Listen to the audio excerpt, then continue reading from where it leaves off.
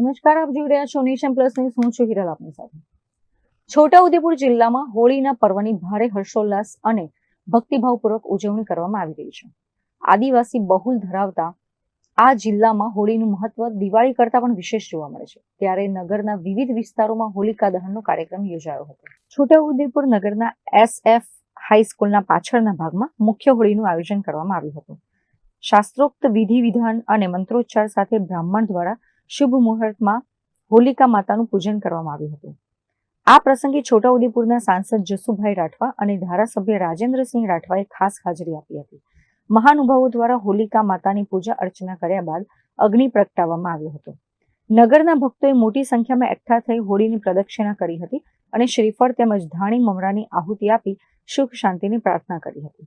છોટાઉદેપુર ખાતે પવિત્ર કહેવાય એવો હિન્દુઓનો હોળી કા દહનના કાર્યક્રમ આજે યોજાયો. ખૂબ વિધિપૂર્વક પૂજાપૂર્વક આ જે હોલિકા દહનનો કાર્યક્રમ છોટાઉદેપુર ખાતે યોજાઈ રહ્યો છે, તેમાં છોટાઉદેપુર લોકસભાના લોકપ્રિય સાંસદ આદરણીય જસુભાઈ રાઠવા, નગરપાલિકાના સૌ સભ્યો, ગ્રામજનો, અમારા ભૂદેવ, આ બધાએ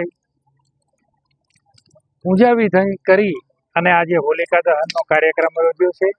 આજે હોલિકા માતાને આ નિમિત્તે પ્રાર્થના કરું કે છોટાઉદેપુર નગર અને છોટાઉદેપુર જિલ્લાની જનતાને ખૂબ ખૂબ આશીર્વાદ આપે અને એમાં એમના જીવનમાં આવતા વિઘ્નો, આધિ, વ્યાધિ, ઉપાધિ એવા સર્વ દૂષણોનો નાશ થાય એ પ્રાર્થના સાથે આજે હર્ષોલ્લાસ સાથે પૂજા વિધિ સાથે આ કાર્યક્રમ આજે સંપન્ન થઈ રહ્યો છે.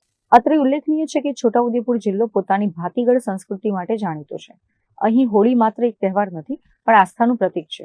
નગરના અન્ય વિસ્તારોમાં પણ ઠેર ઠેર હોળી પ્રગટાવવામાં આવી છે, જ્યાં લોકો ઢોલ નગારાના તાલે ઝૂમીને પોતાની ખુશી વ્યક્ત કરી રહ્યા છે.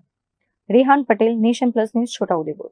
સમાચારોના સતત અપડેટ મેળવવા માટે અમારી નેશન પ્લસ ન્યૂઝની યુટ્યુબ ચેનલને સબસ્ક્રાઇબ કરો, બેલ આઇકન દબાવો અને જોડાયેલા રહો ફેસબુક, ઇન્સ્ટાગ્રામ અને ટ્વિટર પર.